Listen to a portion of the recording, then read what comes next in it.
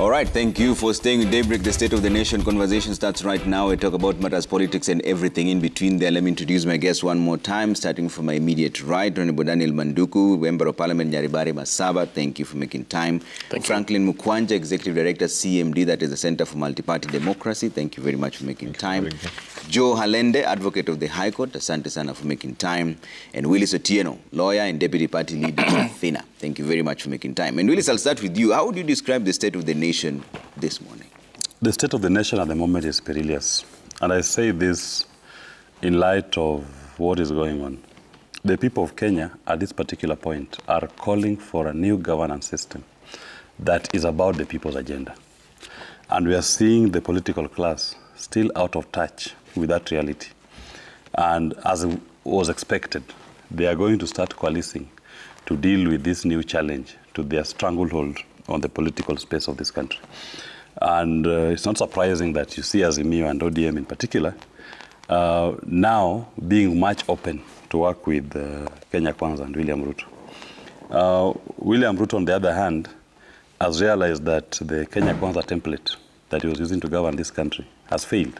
It's not in tune with the desires of the people. And one thing that I must say is that the political class is completely out of touch with our reality. They are still applying the politics of yesteryears, whereas we're in a new age. And this new age, it's about the people's agenda. And there's nothing you are going to do and progress in this country before you attune your politics or your governance to be about the people's agenda. So I do not see an end to this current crisis, to this stalemate. And more so, when you look at, we've lost over 51 Kenyans. One single life lost is one single life too many. And the blood of these innocent Kenyans that have been split in the hands of police, and I say this, of the 51 plus Kenyans who've died, all of them have died in the hands of police guns. And you want to have a political conversation without start looking at retribution, accountability to those who are killed in the hands of police. And the more this protest will continue, you will expect the police will continue in the same fashion. And if you're not careful, these are the kind of things that lead countries to the brink, and more so to the political leadership. Leads them to the ICC. ICC was never set up as a court to deal with ordinary crimes. It was a court set up purely to deal with the kind of scenario we're witnessing here, where a group in the nation sees themselves beyond criminal culpability when it comes to upholding and respecting human life. Okay. If we've gotten to 51, are we going to get to 2,000 Kenyans dead? Are we going to get to 200 Kenyans dead? Okay. And when this continues, the conversation will move beyond Kenya. Okay. It will now go to international sphere to look for accountability and uphold the sanctity of human life. All right, quite a number of things you've raised there. We'll try to get them in just a bit. But Joe, how would you describe the state of the nation this morning? Yes, the state of the nation this morning is that as a country we are at crossroads where the men and women who call themselves leaders in this country need to bite the bullet and help us to chart the way forward. The issues have been raised, the issues have been conversed. Now as a country is that we need to look into the future and bring everybody on board and have a way forward. Okay. Franklin? Yeah, I contend that we are on a precipice, dangerously, delicately hanging on a cliff and having competently destroyed the road to walk back to safe ground. And time is running out. I see, looking at Kenya as a family, the father of the nation has a lot of mistrust from his children, and that mistrust is deepening. The uncle of the nation in the shape of one Raila Odinga is no longer confident to the nephews and the nieces. If you look at what is the implosion in his own coalition, tells it all. People are angry enough, but I think leaders are not yet uncomfortable enough. This anger needs to further drive the discomfort in the leaders for them to realize that the proverbial ostrich dipping its head in the sand cannot be able to survive because the entire body is out. The president, in my view, has not done enough. The dismissal of the 21 cabinet secretary isn't enough. And Kenyans want to see more transparency, want to see more accountability of his government. They want to rewrite the social contract, which is a misnomer. And therefore, we want accountability for the lives lost. We want accountability for the mismanagement of public resources. People want to see accountability in terms of service delivery because the obligation of taxing them has been taken very, very competitively, very competently. But in terms of services, they have been let down. So we are on a precipice, hanging delicately on a cliff, and something has to be done pretty soon. Okay. We'll talk about what that something is. But Banduku, what is the state of the... Thank you. First, allow me to most sincerely condole with the families and the relatives of the people we've lost as a result for the clamor for change. Change comes at a price, but paying with our children's dear life, as Willie says, is a price too high, which we cannot afford to sustain. I want to agree with my colleagues about the analysis and their views on the state of the nation and say that probably, and being an elected leader, it is time that we started doing what we call redemption. We need to try and redeem especially our credibility as leaders.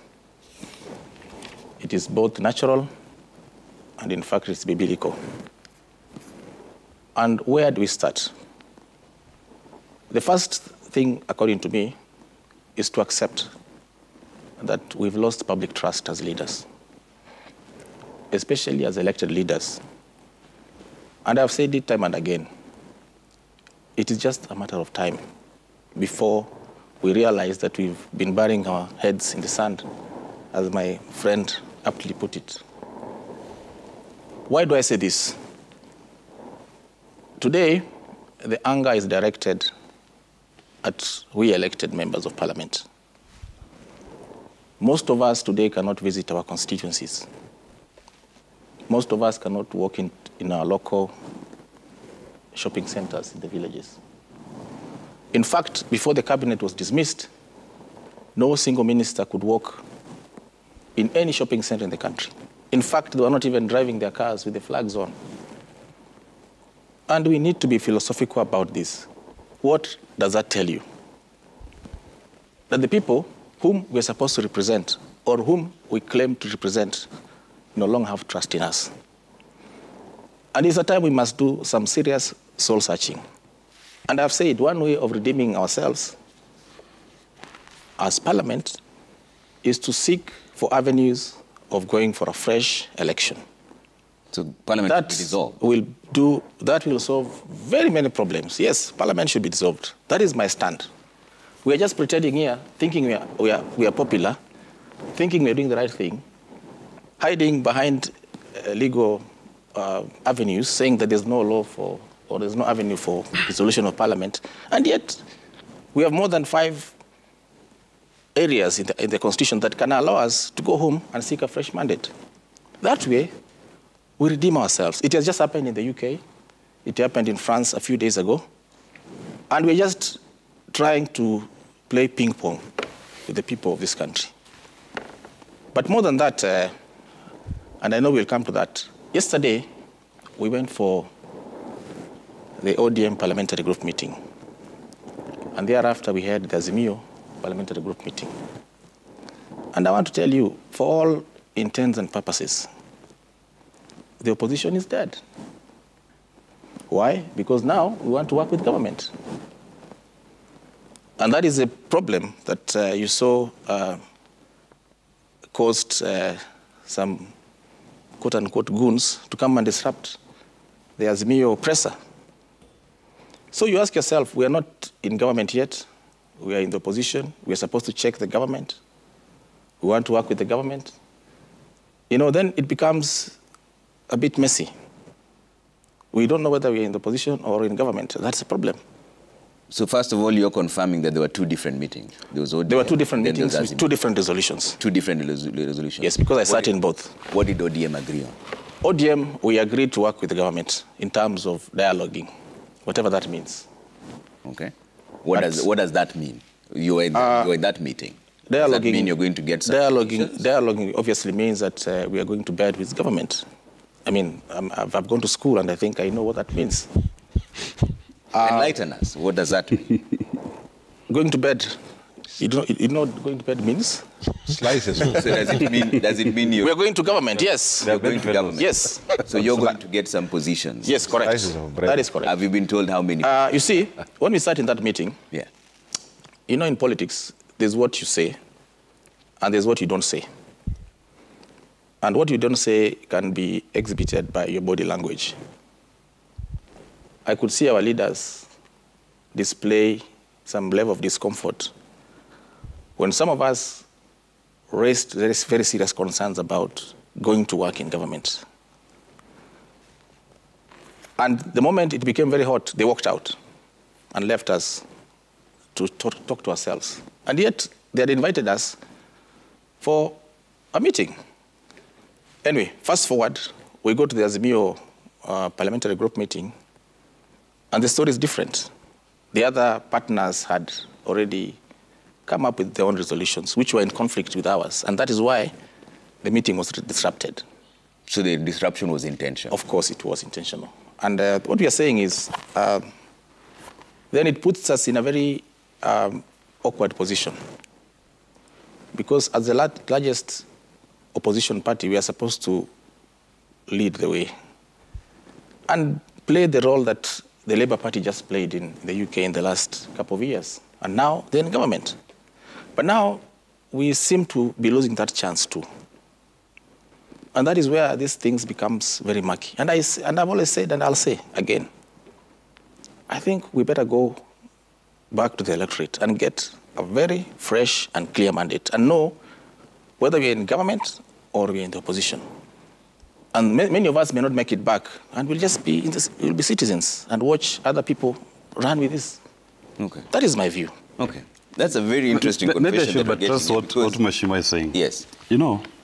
One thing that we must all accept is that the people of Kenya have recalled their sovereignty. It's now in their hands. What William Ruto is trying to do with this rapprochement to Raila is to try to recreate legitimacy. Unfortunately, Raila does not have the legitimacy of the people to speak on their behalf in relation to these protests. So even what he's looking for from Raila Odinga, he cannot get it. Because the first time when Raila went out in public to say we are going to have a dialogue, the response was fast and furious. People told him, no, this was our protest, keep away. But it seems this going ahead with this rapprochement with William Ruto. You will not get that legitimacy from Raila Odinga. In fact, if anything, the attack on Azimio yesterday by private goons, as now being presented, is that there's no difference between the police goons that are attacking protesters to the private goons. So what William Ruto has done or will achieve in getting Raila back on the table is to now merge his police goons to ODM's private goons, but those numbers will not give him legitimacy. As Mheshimiwa says, we have to find a way in which the people can take back or donate back the reclaimed sovereignty to an elected group. It will not be through boardroom deals or conversations. It has to be a ballot. Yeah. Give the people a ballot and allow them. And William Ruto can contest that election if he so desires. Allow them to, in a democratic manner, donate back that sovereignty. Then you'll see everything in this country will simmer. But how do you do that when the IEBC is not in place? I've said this before. LSK did the elections in March. IEBC exists. What we do not have are commissioners. IEBC has been allocated budget allocations today. If you go to every constituency in this country today, we have county elections coordinators in all the 290 constituencies with infrastructure, with entire structures and personnel that are meant to conduct elections. So after LSK, Faith Odhiambo, our president, is serving this country today diligently, elected in March, without Chebukati or his equivalent. Yeah. We've just concluded elections of KTDA in the tea growing zones, conducted again by the same IEBC. So let us not try to say we must now, when it comes to questions of national import, we want to rigmarole and restrict ourselves to that now we need a Chebukati or ilk. But then who who declares the presidential election? This can be done. You see, who's mandated to do that. The point is this. The law does never envisage a vacuum, and there's always a solution to every challenge. And the first is this. IBC can conduct elections, and we have a Supreme Court. They can take those results of that election to the Supreme Court and tell the court, we've conducted our elections, kindly validate them. When in Egypt, after President Mubarak was removed, the elections were conducted. Arguments were made like the ones we're making today. And those election results were taken to the Supreme Court. And the Supreme Court endorsed those results, and Morsi became president. So there's nothing outward. Because even for a moment, for happen's sake, assume that we didn't have the protests. Assume that it was just a natural occurrence. Or William Ruto and Gachagua and Wetangula, or even and Gachagua, to resign. Voluntarily without protests. And we don't have IBC. Are you going to tell me that this country will come to a standstill because there's no IBC? Of course, within the law, you will find a solution. And I say this, all these institutions exist to serve the people of Kenya. It's to the best interest of the people. Okay. So for every scenario that presents itself, you ask yourself, what will be in the best interest of the nation and the people? Okay. In the best interest will be you take a cause that facilitates the actualization of the best interest of the people of Kenya. Okay. And in this particular case, conduct elections, let them select their representatives, and if you don't have an IBC, take the results to the Supreme Court, the court will endorse them and say, we now have a new leadership. Yeah. So, Joe, is that the only way out, that now we should call for a fresh election for all the elected leaders? Because you also said that we are in a crossroads, and it's time the leaders bite the bullet and bring everybody on board. What does bringing everyone on board mean? Bringing everyone on board is that we must have a conversation and accommodate all options. Like the options that Senior Counsel Willis is raising, the similar option that Mheshimiwa is raising is part and parcel of the conversation that we have been talking about. There are those who will come to the table and say that we need to dissolve parliament and need to have fresh election so that elected leaders can have fresh mandate. There are those who are talking about having a government of national unity. There are those who are talking about going to the extreme of this thing. And some people, when we have a conversation like this, all of us need to be sober and need to be alive to the fact. And history has taught us that the extreme side of things normally go badly. You can talk about history, you can talk about revolution. The French Revolution of 1789 clearly started when the Third Estate, the masses started the movement against the King Louis XVI. But the Jacobins, the extremists, who said no, the revolution must end when the king's head is chopped, and he was taken to the guillotine. But one thing that surprised people, the reign of terror ended when the leader of the Jacobins' head also was chopped, Robespierre. So history can teach us so many things. You can go to Libya, where the revolution, when they were telling people, now you have raised the issue. Because the beautiful thing in this country is this, that we have reached at a point where we are now having a conversation. Because the people refuse to have a hand. There's this analogy that for us to have a conversation, all of us must be in bomas seated to have a conversation. No. Willis has just expressed his side of opinion. That's a conversation now we are having. There are those who think the best way to solve it within the ODM ranks and Azimio ranks, there are those ones who think forming a government of national unity, which has everybody on board, is part and parcel of the solution. So the conversation is going on. Okay. Yes. And let me bring in Franklin on this, because I saw your statement the other day. It was titled, "A Call for Honest Conversation in a Safe, Inclusive and Impartial Space." But so are you advocating for dialogue? Let's start from that basis. What we are saying as the Center for Multi-Party Democracy, we are established as a multi-party dialogue platform. And that is work we have done with political parties, we have done with civic actors, we've done with policymakers since 2004. we have a clear footprint on the political reforms of this country. When we were in a similar state way back in 2007, and the elite conversation was about sharing power, settling IDPs, ending violence. A CMD led the civil society sector to develop the Agenda 4 by asking the question, how did we end up here? And you know the items around Agenda 4 led us to the 2010 Constitution. And we're saying we hear the young people. And one of the areas that we are keen to tell the President William Ruto that the responsibility not to end up in an anarchist state is not for the young people. The responsibility for keeping law and order is the responsibility of government. These young people have done everything possible to demonstrate that they want to peaceably and unarmed be able to raise their voice in accordance with the Constitution of Kenya, Article 37. What we have done, what we have seen and observed is the appetite by the state and malicious politicians to mobilize another version of the Gen Z that now is christened the Gunzi, to give credence to their action against very peaceful young people. Number three, we are saying that as an experienced dialogue platform, we have developed initiatives. And Trevor, these leaders, elected leaders, civil society leaders, yourself as the media, have participated in some of these platforms that we engage with the schools in Gumzos, Gumzo Mtaanis in the localities. We have the national one that has been running for the last 6 years, called the People Dialogue Festival.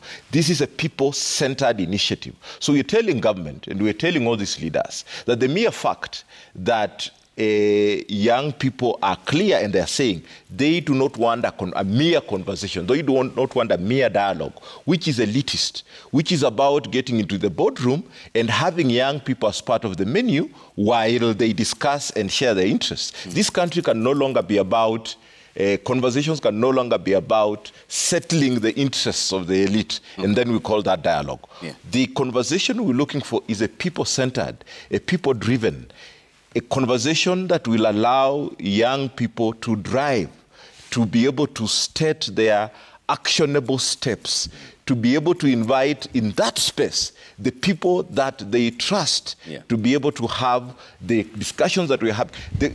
We are in this state because the government is unable to lead us to the next actionable steps.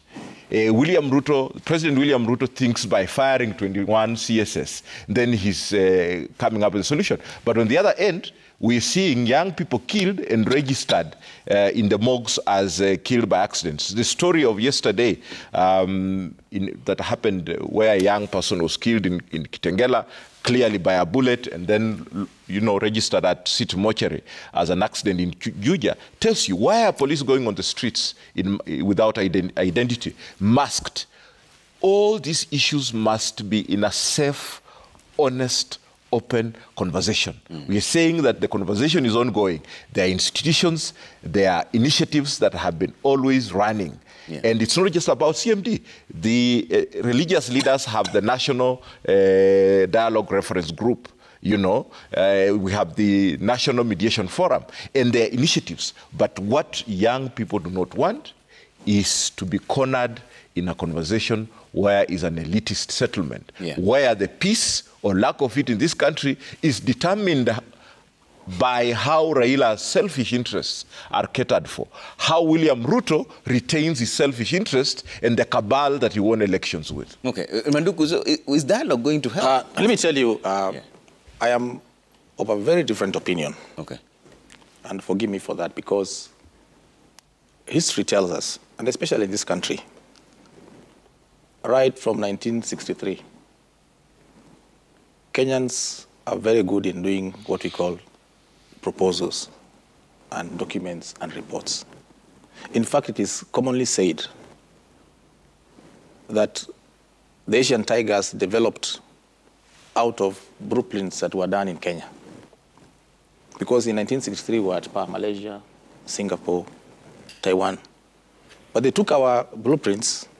and modified them and adapted them to their countries. And that's why today they are first world. Let me give you a reason. If you go to the archives today, you will pick at least 15 reports that have been done since 2005. Reports which are as a result of serious dialogue in this country. We have the most recent report, National Dialogue Committee report, NADICO Committee. We have another report called the Report of the Eminent Persons.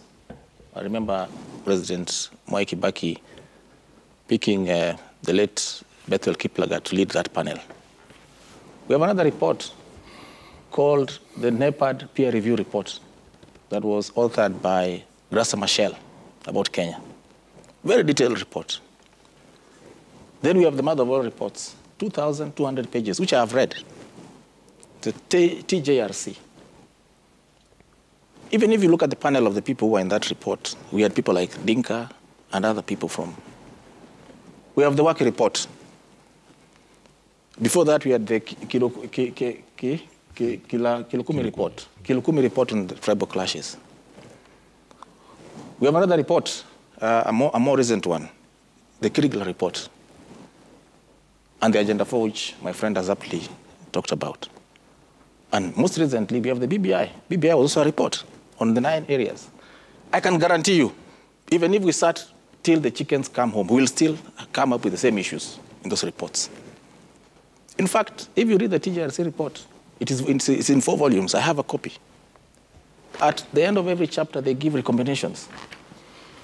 They say on the Wagala massacre, the head of state should apologize. On this, it is a very detailed report. It talks about the challenges we are facing today. Tribalism, lack of inclusivity in appointments, lack of meritocracy in appointments. And so, why are we talking? And then I had a problem also with the composition. You know, what thing we're not realizing, Trevor? When I went to university 30 years ago, we had 5 public universities. Today, there are about 70 public universities. What am I saying? The demographics have shifted. We were the majority. The older people were the majority. We young people were minority. Now we are older. The young people are the majority. And in this dialogue business, we are trying to accommodate them. The reality is that they're the ones who should accommodate us, because they're more than us. They're 70% of the demographics. They're more educated, they're tech savvy, and they're more aware because they've grown up in a new constitution, 2010. You know, during our old constitution, we didn't have all these rights. And so when we pick a number, arbitrary number, say, okay, we're going to have 150 discussants and 50 will be young people. Should have made the reverse. The young people should have been 100 and the rest of us 50, going by demographics. And that is just simple maths. Yeah. I don't believe that dialogue will help us because we have done that in the past. In fact, even the NADCO report that Parliament recently adopted still has 6 legislative proposals that are awaiting parliamentary approval. Why don't we start with first even implementing the NADCO report? In fact, if we said today, all these 10 reports, let's implement one chapter of the 10 reports, we'll be sorted because our problems are known. And when we go to dialogue, as he says, it is always about power sharing. The result is always power sharing. What does Willis get? What does Mukabana get? What does Manduku get? That is the end result. And that's why, for me, and I want to thank the president for taking the heat and dissolving his cabinet. Now, the second stage, we should make sure that parliament is dissolved. If we do that, I can assure you the country will be stable, and people will be at least relieved that, oops, now let us have a new beginning. Okay. You see, a week before the cabinet was dissolved, they met. Yeah. If they had decided, you guys, we are not doing well, Your Excellency, please let us go home, they would have left honorably. In fact, they would have even been compensated for the remaining term. It is allowed in HR practice. Now, we see a Gazette notice said they have been dismissed. You know, dismissal in human resource language means that you're unworthy or you've been rejected. Yeah. And I wonder how you can be reappointed once you've been dismissed, because I've been a CEO, and I'll tell you, when you've been summarily dismissed from employment, you have no recourse of getting back. Mwai Kibaki, when he let his cabinet go, used the words, he declared the positions vacant. Yeah. I'm not a lawyer, but I know when you've been dismissed, you don't get back to work. That's different from dismissal. Okay, I have to take a quick break here. When you come back, we're still going to talk about this issue of the missing opposition and the issue of dissolving parliament, which is what Mheshimiwa is raising here. Will that be the solution? But keep your views coming at Trevor Mbija to Citizen TV Kenya. Use the hashtag Citizen Daybreak. See you in just a bit.